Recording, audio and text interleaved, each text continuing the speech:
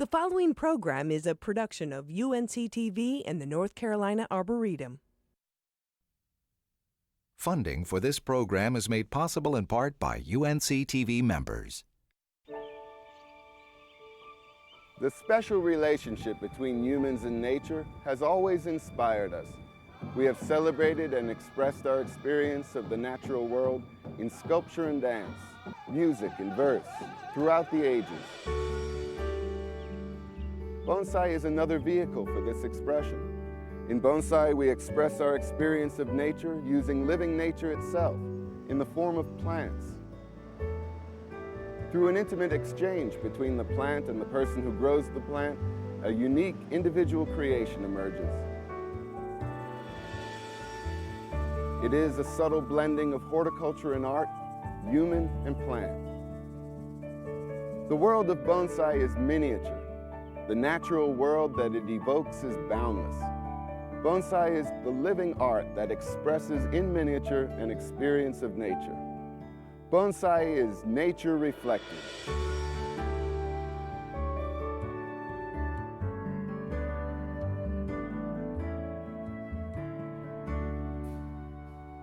Hi, thanks for joining us. I'm Arthur Joura. We're back here at the North Carolina Arboretum in pleasant Asheville, North Carolina. And we're talking about bonsai plants. I've got here a bonsai boxwood, and here a boxwood that's being grown for landscape use. This is the kind of plant that you could go down to your local nursery or garden center and buy to put out in your yard. What are the similarities and what are the differences? They're both boxwood plants to begin with, and their horticultural needs are very similar. That is, both of these plants need to be outdoors. They need to be exposed to the weather, they need to be exposed to the change of season, they need sunlight, they need airflow, they need water, they need nutrients. In those respects, all we're talking about are two plants. The difference between the two is in the way this one is grown and maintained as opposed to this one. On this plant, the entire objective is to grow it and get it to a good enough size that we can move outdoors and put it into the landscape. That's not the intention here. Here we've designed a bonsai plant, and a lot of time has gone into this. The design has been brought to a pretty high level of resolution. So at this point, when this plant grows, and it has to grow, we need to remember that. In that respect, these two plants are very much the same. They both need to grow to be healthy. Plants don't stop growing. So this plant needs to grow just as this one does, but we can't let this one get out of hand.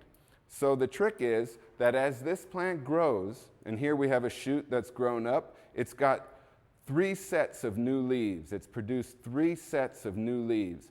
And what I'll do is go in there and snip out the top 2 sets of new leaves. We let it keep 1 set. It produced 3, we let it keep 1. That way, the plant continues to grow, but we're managing the growth. That way, we stay within the confines of our design here. We don't want this plant to ever get as bushy as this one. This plant, we're not going to trim at all. It's doing exactly what we want it to. In terms of the fertilization, both of the plants get fertilizer. This will be fertilized at a much higher rate because, again, we're trying to promote growth. This plant, it needs the fertilization for health reasons, but we're not trying to grow long shoots, so it gets fertilized at a lesser rate. Just as we would not take this plant into the house and put it on the coffee table and leave it there for a week, we can't do that with this plant either. We might bring it in for a day or two to show it off, but then it needs to go back outside where it belongs so it can grow healthfully. Now, one major difference between the two is what they grow in. Often referred to as the soil, it's growing medium. It's actually a soilless mix in both cases. The difference being that in bonsai, we want more drainage. We don't want the soil or the medium to hold on to moisture for a long period of time.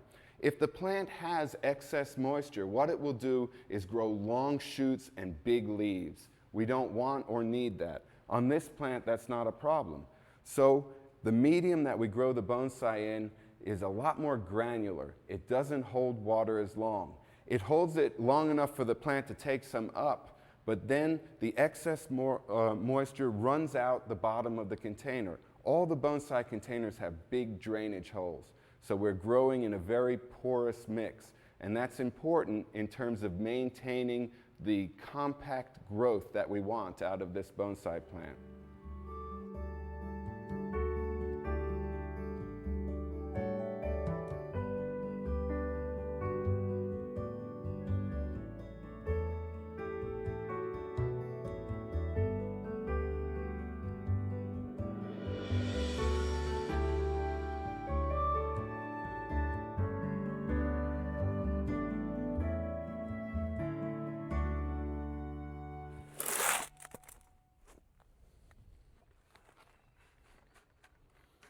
We're standing out in back of the Arboretum greenhouse, and I'm mixing up some bonsai medium, or soil as it's usually referred to.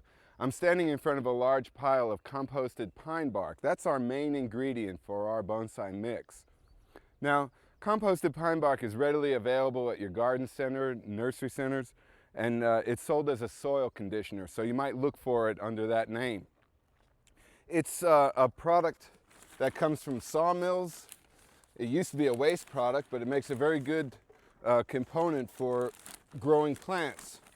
This is peat moss, which is another readily available product at the garden center.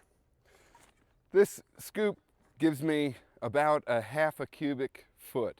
So I've got 4 scoops in here. 2 cubic feet is about the size of the bag that they'll sell you at the garden center.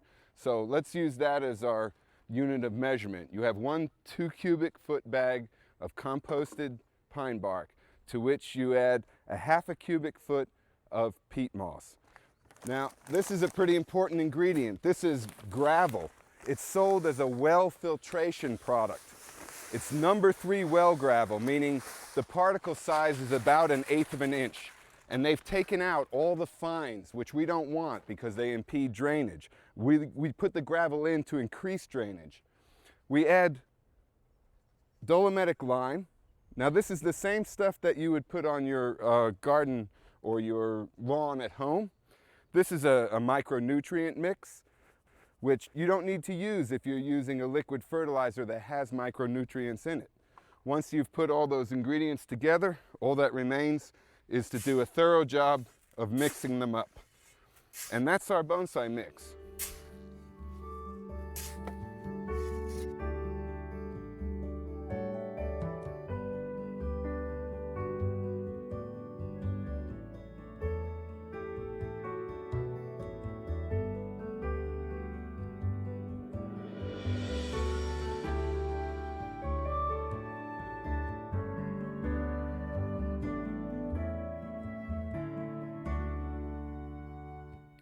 We're standing outside the shade house here in the nursery, and we've come here to talk about horticultural things, because the first requirement of doing bonsai is the ability to grow a healthy plant. That is the most important thing in this. Let's talk about sunlight. That's a critical issue for all plants. Plants carry on the business of photosynthesizing to feed themselves. We appreciate the oxygen, but they're doing it to feed themselves. This means the plants have to have adequate sunlight in order to perform that very necessary function. I'm standing in front of a couple of pine trees and a juniper tree. These are all things that can withstand a lot of sun. In fact, they enjoy a lot of sun. They need as much sunlight as you can give them. Inside the shade house, what we have mostly are deciduous plants. And these plants require a little bit of relief from that full sun, because we're out here in a very exposed location where we have sunlight virtually from the time it rises until it sets. There's nothing here to throw shade except that cloth. It's a 50% cloth, so those plants are getting half relief from the sun, but they're getting it all day long. In your home landscape, what you may need to do if you're growing a deciduous plant is look for a place where you have morning sunlight and then shade in the afternoon during the hottest part of the day. That will satisfy things like maples and elms. They'll do well in that situation. If you're growing a pine or a juniper, then it's fine to find a full sun location. In fact, the plant will do best if you do find a full sun location for it. If not, these plants will be a little bit puny. They'll be weak, they'll stretch out. That full sunlight has the added benefit of keeping foliage small, keeping the stretching of the branches to a minimum. That full sunlight provides the plant an impetus to kind of keep itself compact, which is good for bonsai. Now, another issue that's very important is the watering of plants. And a lot of people ask me when they come and they watch me watering, oh, do you water every day? How do you know when to water? The answer to the first question is no, we don't water every day. We check for the need of watering every day, and then we water as necessary. So I would come out here to my plants and I look, first of all, and after a while you get familiar with the plants and you can tell this soil is dark, it has moisture in it already. This is a juniper, it doesn't need a lot of moisture, it likes to dry out between waterings. So I feel of it and oh yeah, there's moisture still in there, there's no need for me to add more. I look at this pine tree, pines also like to dry out a little bit between waterings, but now I feel of it and this soil is very dry, there's hardly any moisture in there at all. The same with this plant, same condition, there's hardly any moisture in there at all. If this was a deciduous plant, we'd be seeing the leaves flagging down as they tried to shrink themselves up to conserve moisture. Here with the needle evergreens, we don't see that, but we can feel of it in the soil. They're not being harmed in any way now, but it's time for them to get a drink. Here I'll use a wand that's made especially for bonsai use. It has a very fine rose on it that breaks the water in a very gentle way. Even so, if I have too much pressure behind it, it'll be too strong. I keep the pressure low, and I'll water both of these plants at once. There isn't a whole lot of room there for the water to perch, to sit on the soil surface while it's draining down. So I water there, and then I move over and I water here.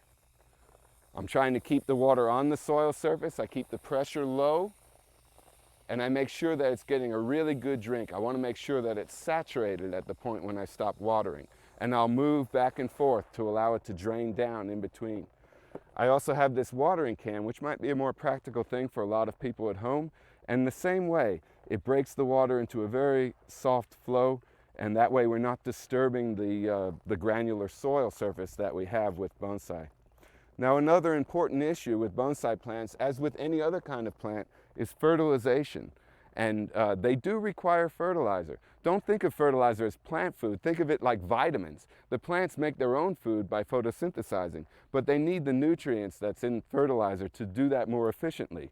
Now, there are all kinds of brands that are available. This is a common one. There are others, Peters and Schultz's or other brands, basically the same thing. And you mix them with water and you apply them when you water. And it's best to use a low rate. We're not trying to get these plants to stretch. You might choose to use an organic fertilizer, which you might then sprinkle on the surface, and every time you water, it releases a little bit. We're interested in plant health, not trying to promote vigorous growth.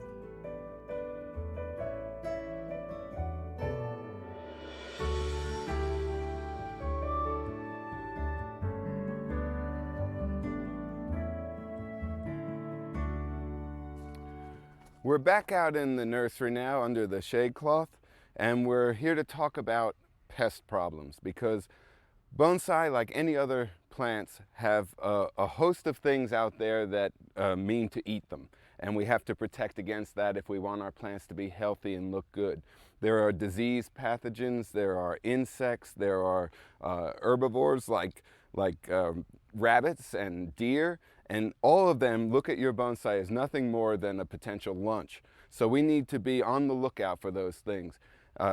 Just in making your rounds every day, working with your plants, you're looking for any signs of stress to the plant. Curled up leaves, a droopy look, maybe some discoloration.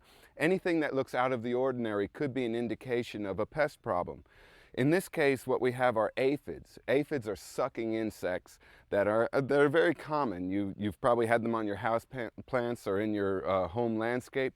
Well, in this case, they're on one of our training plants, and there's quite a large infestation of them. Now, one thing that we need to point out right away is that in nature, you not only have plant-eating pests, you have things that eat the plant-eating pests. And in this case, we actually have one of those predators right here. This right here is a ladybug larvae, and it's busily eating the aphids even as we speak. Now, it may be that there are not enough predators to control, or it may be that it's a nice bonsai, not a trainer plant. You don't want any pests on it. One simple solution is to take the affected area and just snip it off. And now we can just destroy these insects, squash them, whatever. Another solution is to use a spray.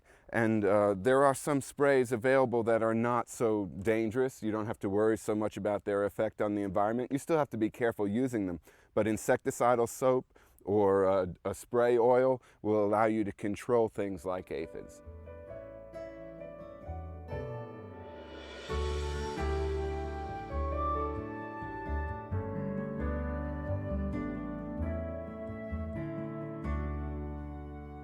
We're back inside the work area now, and we want to talk about the idea of displaying your bonsai indoors. We know that they need to be outside to grow healthfully, but there are times when you might want to bring them in the house and show them off for your own enjoyment or for guests or a special occasion.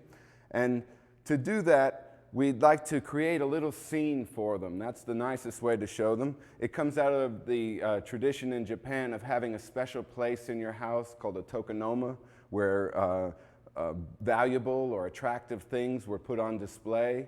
And we don't have those in our modern homes, but we can create a little space. You find a blank wall, you bring a table into it, and you're ready to go.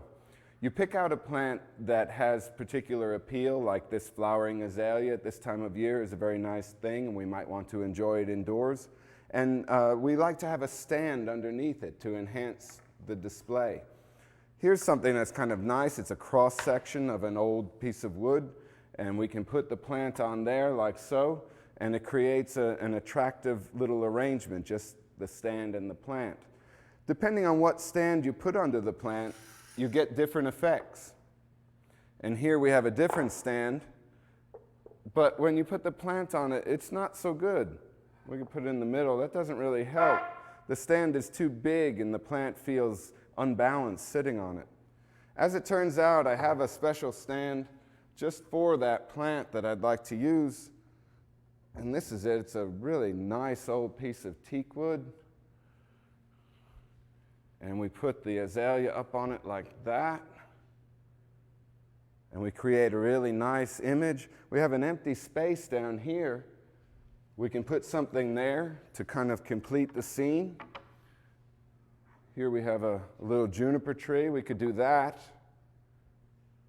Don't really like that one so well. We could try something else. I have a mat here. Let's put this down. And then we take this rush, grass-like plant, and put it down here. That I like. I like the way that works together.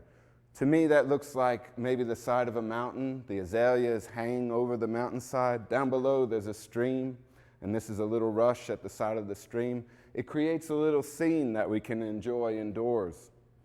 Let's look at some other possibilities in terms of display. Here we have another scene that we've created in our display. In the previous one, we had the azalea, which we put on a high stand to suggest a mountaintop, a plant coming off a mountaintop. Here we have a tall, upright juniper, which to me suggests a tree like I might see in the forests around here. Maybe a spruce tree or a hemlock tree, but a forest tree. So this has a forest feeling to it.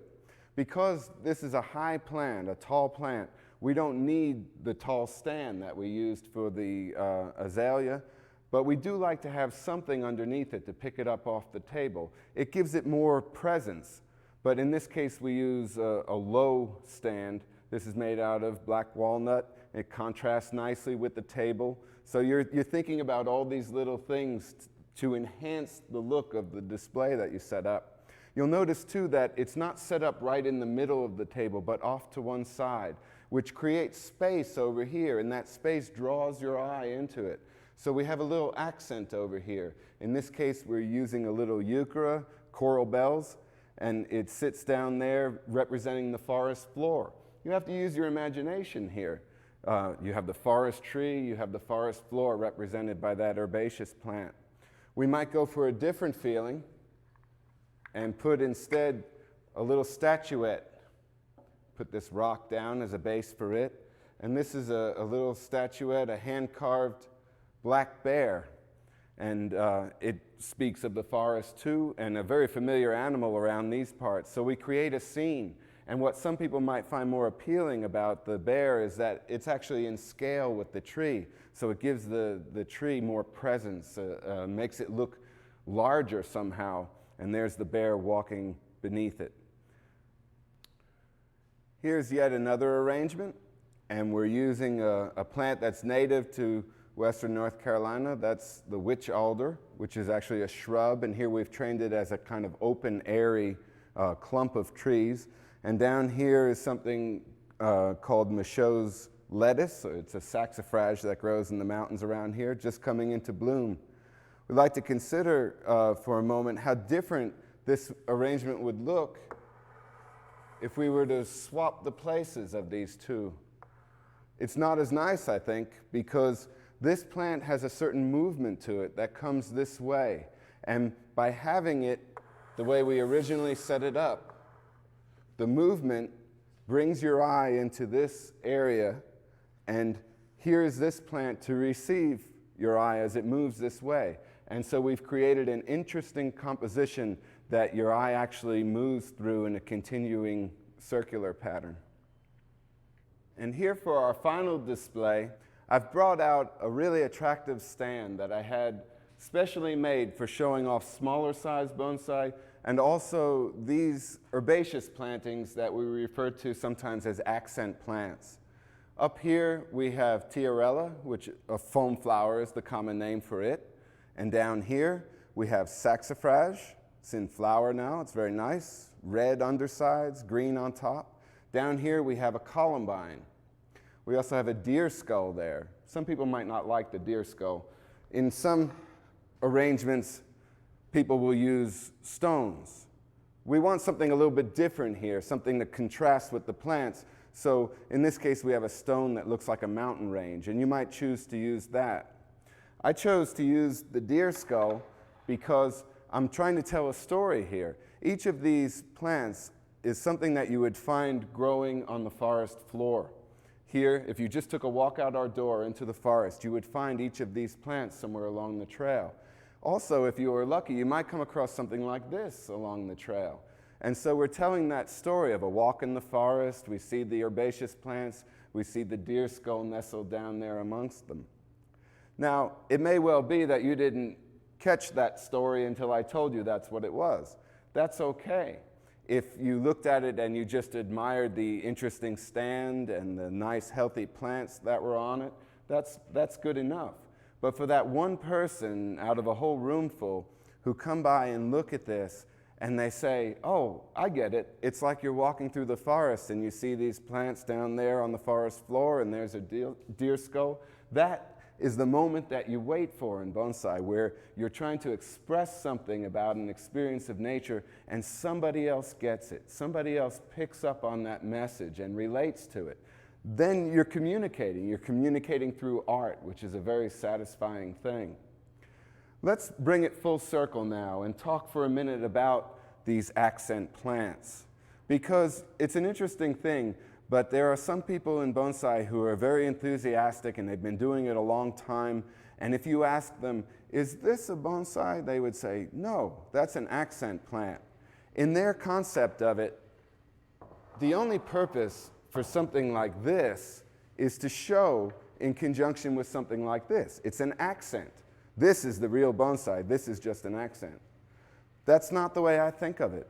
I think this is a bonsai. Yes, it's much more simple than this is. But that's okay, because not everybody can do this. But just about everybody can do this. And it works the same way. Well, no, you might say, that's just a little plant in a pot. No, this is a plant in a pot. In fact, it's actually the same plant.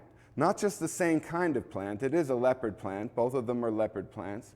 But it's actually the same plant, because this one was grown from a division made of this one. That's right, this is the parent plant. The difference is this one's been growing in this container now for 8 years. This one's only been around for about 5, but every time it filled up the pot, I put it into a bigger pot and grew it on. This is the normal appearance of this plant. This is the bonsai version of it. It's a miniature expression of something from nature. That's the idea. And for those who can't do this, maybe this is the thing. And if you can't do this, maybe you just admire looking at them, enjoying the expression of nature that someone else has made. And that's fine too. It would be impossible for me to tell you everything there is to know about bonsai. We've only touched the surface. The subject goes as deep as you care to follow. I've enjoyed being able to share this brief look at bonsai with you. I hope that it will help you better appreciate bonsai, but also better appreciate the beauty of the natural world around us. Thank you for joining us.